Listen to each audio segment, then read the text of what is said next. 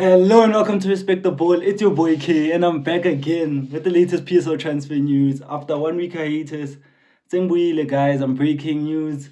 Just announced like 2 hours or 1 hour ago. Chiefs just signed a defensive midfielder, Adolf. I don't know how to pronounce his name. I won't even try to. I don't want to butcher it. It's Feisal next. Latest on Mabasa Shalulile, Mabasa, and more, guys. As always, if you enjoy this content, don't forget to like, subscribe, turn on post notification, and of course, people, let's get it. Let's get it. Yeah, guys, Chiefs just announced the signing of Adolf. Ish, and I don't want to butcher his name. Adolf. Let me read it down here. Mtasingwa. I don't want to even butcher it. But yeah, he's a DM, Tanzania international with 5 appearances for Tanzania, plays for Azam FC. And I know you people are expecting me, I like disclaimer, it's not because I'm a Pirates fan or whatever. I'm not trying to clown the Kaizer Chiefs. But what the hell is this signing? What it doesn't make sense. As I saw the signing when it was announced, because it came out of nowhere, because Umiki, I got it from Umiki, which was earlier on, which is like an hour before Chiefs announced. And Miki broke the news, good Chiefs are in negotiations. But knowing Umiki, he can be a clownish journalist, he gets things wrong. Anyway, so I didn't really take notice, but then when it was announced, I'm like, okay. And then I saw the comps going around the Twitter because I was on Twitter, which is for X, for formerly known as X, yeah.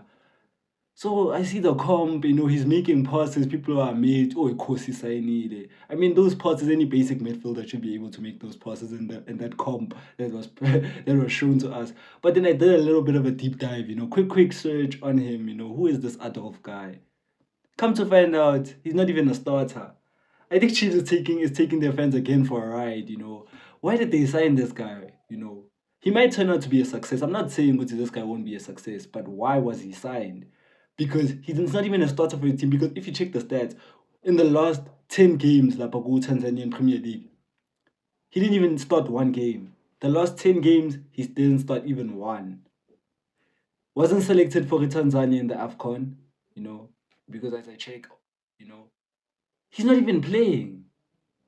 Why are you signing a 27? He's not even a. It brings understand if it was a prospect.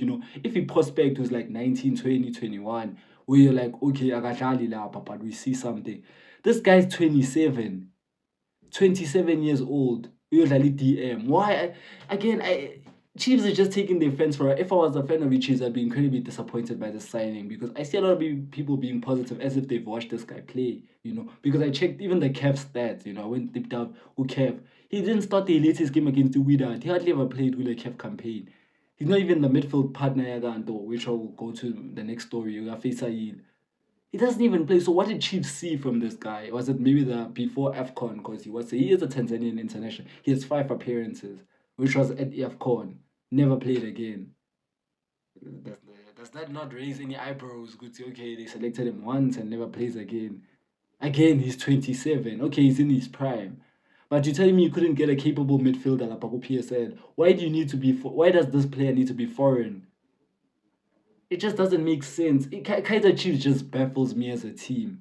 Like, it just baffles me. It makes idiotic signings. It's an idiotic signing at the end of the day. No matter how much he might turn out to be a success, and you're gonna be like, oh, okay, oh yeah, look at what you said now. But it just doesn't make any sense. I do not understand how Chiefs scouts players. Someone please gives me insight. Gucci Chiefs, how do they scout these types of players? Because he hasn't played the last 10 games, meaning he's not a starter for Azam FC. Azam FC is not even the biggest or the second biggest team in Tanzania, but he's not even starting for them. You know, it's just, it's just a, it's just so baffling. I don't know. I think Chiefs is taking their fans for a ride. Then again, I know Utba Kitchen is so Peely right now. Maybe all the attention focuses on Peely and the money is focused on him because no figures were reported for this guy. So I'm assuming a free agent unless someone comes up on a fee. So again, if they're signing free agents again just for the sake of it, if I'm a Chiefs fan, I'm incredibly disappointed by this signing. Not a prospect, he's foreign born. Why do you need to be foreign? Why do you need to go out to go find a foreign player who doesn't even play for his team? At least if you're he's not. And then where's the Tanzanian league is not even all that good. I know it's improving because they're investing in their league, but it's not good yet. And he's not even playing for the top like number which is Young Africans or Simba. He's playing for the third best team in that league, and he's not starting. Does that not raise any eyebrows? Questions need to be asked about the signing. Because does he walk in straight to line up in? Because if you look at the Chiefs, they have one Umteto, and then who else with the Mabondlovu. So he walks in straight over them, a non-starter, bona bayadlala, playing in the same competition. Not like they're taking a player like go Champions League, which is CAF, I mean, or go Europe. They're taking a player that's playing in the Tanzanian League, a bench player Tanzanian League to become a starter. I can't wrap my head around this. I don't understand. Maybe the Cruz recommended him because he didn't have a stint.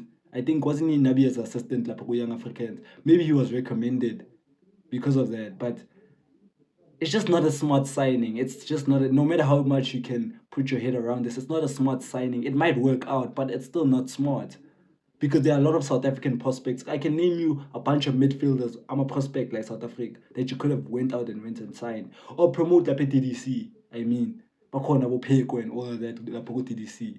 It just doesn't make any sense. I can't fathom this. I think Chiefs is taking their fans for a ride. Personally, I can't. Like, I don't know what more to say. This is a bad signing in my aspect. And I don't think people should be celebrating the way we're celebrating our corn, but be course.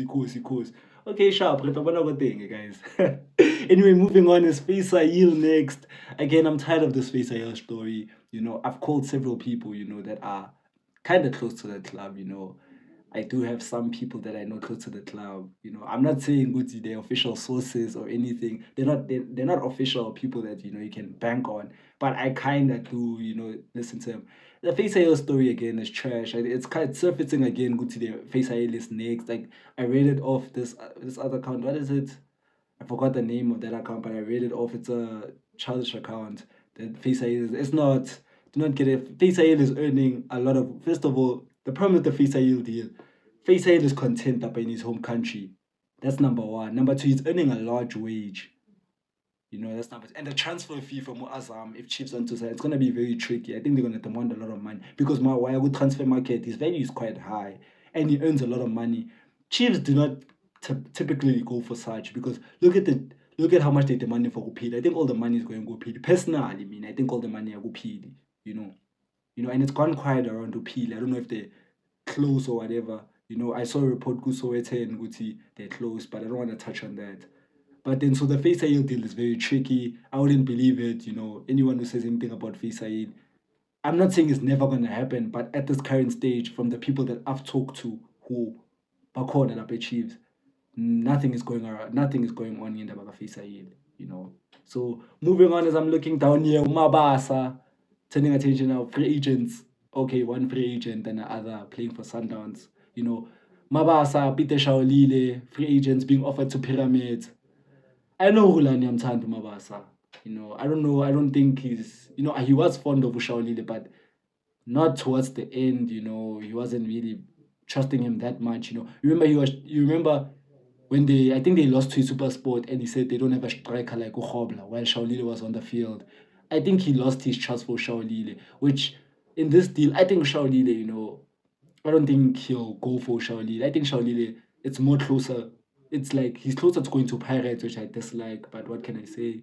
You know, I think he's closer to Pirates more so than the Pyramids. I don't think Pyramids, he might sign him, of course. It's always good to have trusted brothers, to lead you. And I'm saying trusted, but like a trusted player you can lean on, who's done well for you. But I think he lost kind of his trust for Wunto. And he's always liked Mabasa. He tried to sign him for the Sundown. That's how he left for the Sundown, clashing up with Fleming Bag because you're not to sign up with Mabasa, and Fleming Bag was not really interested in all that. So Mabasa's maybe a possibility. I think Mabasa should go. He deserves to play at the top level. I think Mabasa is pretty unappreciated. As much as I have my concerns with him, I think he's quite unappreciated. He's a lethal finisher at the end of the day. He does notch up goals. So I think he's kind of unappreciated. Maybe a move overseas will do him well now as a player. I was like the Champions League for a top Egyptian side under a coach, a coach who he can relate to. So the adjustment period might be hard, but not as hard. He has someone to lean on. Yeah, bon. So I don't know. I don't think Shaolile is. I'm doubting that Shaolile, but Umabasa, it might happen. But reports are that they're both being offered to Pyramid. So will they take the offer? We'll see. Moving on, as I'm looking down here, ETS Galaxy signed 10 players. No one really noteworthy. Is it Tutati? I know that player. Go number 10. Yeah, he's quite good. He's quite good. He's a DDC graduate. I forgot from what team. I didn't try to research it, but I did see a few games because, Abangan Bakomo, Mabati, it's a Moshebadi player. He was quite good. But TS Galaxy's model is just I'm not really interested in model at TS. They're basically a selling club. These teams are Sugas. I don't know why he's doing this. He's resigned to when you're signing these 10 players. No one. I'm not saying none of them are good players. They're obviously good players to be signed to go Sugas. Sugas is a really good. Like their scouting, TS Galaxy scouting is. I'm not gonna say elite since South African football is not elite, but it's very good for like South African football. Because they can identify the player who's good and they move him on. So I think that's what they try to do with all these 10 players. I'm not going to mention all of them, but I think they're players that they're looking to move on to the bigger club. I don't like that model personally because I think you should take the step up. But again, these owners are complaining mali in South African football. You remember Upanyaza Ati, if you're a billionaire and want to become a millionaire, invest in a team, quote unquote. That's what he said in South Africa. So I think it's the model maybe to sustain your club, but it's not the right model. I think South Africa is looking for teams to push on, to push the top sides. No team is really budging. Nasuga doesn't really have that ambition. His ambition is just promoting players to go to Europe. Doesn't really matter. It's a good model, but then what are you actually trying to achieve? You want to gain some fans. It's just baffling his model. I think his team maybe needs 1 or 2 star players. Just to elevate the team. Get more eyes on it. That's what they don't understand. These people, the more you win or the more higher you are on the table, the more eyes you get, the more signings wanna come, the more fans you get. It's all linked. It's a domino effect. It's a domino effect, but they don't seem to understand this. They content with this more. Same with Stellenbosch. I mean, Rupert, they could do it, but they just resigned to just shipping off players because it's a good model to make money and sustain yourself. It's good high in that sense, but it doesn't show ambition from your side. But 10 players, that's Babone next season. Some quite good players there. Some of them I don't really know, to be honest. I don't want to lie here. So Bona, guys. Anyway, moving on to the, you know, offshore players, offshore South African, we do touch on them. Makanya is not going to training with Philadelphia Union. Good on him. I think he's being disrespected. Why should he stay in the MLS as a 21, 22-year-old? It doesn't make any sense. He's a prospect. He needs to move to Europe now. Rangers, when a team like Rangers comes knocking, release the boy. I don't know why Philadelphia is doing this. But they haven't met the evaluation or whatever. I don't know why, but just doesn't make any sense. Just let the boy go. I'm not fond of players but striker because I don't think it's a good look for a player who's a striker. But in this instance, I mean, the opportunity of a lifetime is moving forward. I mean, the Rangers is like Champions League. I think they finished second, didn't they? No, they finished third. Sorry, Europa League in the Scottish League. Why must he miss this opportunity to sell Philadelphia when he's still young? Similarly, Numbogas, if he's getting any offers, he should be moved on. I understand that teams need to meet the valuation, but according to Makanya, a promise was broken, which means he was promised Gutahambe. It's not right. These teams like doing this way. Now they want to keep you or want more money. It's not fair on the player. The player needs to move. Your league is not at his standard. Let the boy go. Yeah, one.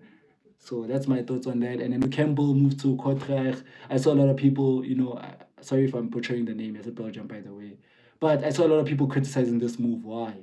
Where is he going to get the game time at Club Brugge? He's not getting it. So move to a team where you're going to get the game time. It's a permanent transfer, meaning he was probably promised minutes. And I heard that it was an assistant or he could just a DDC, yeah, Belgium, as in, yeah, Club Brugge. And then he moved to Kortrijk. I don't know how to say the name, but good on him to go get some minutes. He must push for a national team. Remember, guys, AFCON is next. AFCON is next year. It's 2026 right now, 2027 AFCON. The boy wants to play AFCON. People have ambitions for national team. Now that we're playing a World Cup, more players want to play for the national team. So him not playing a club coach is hindering him. So yeah, guys, as always, people, as always.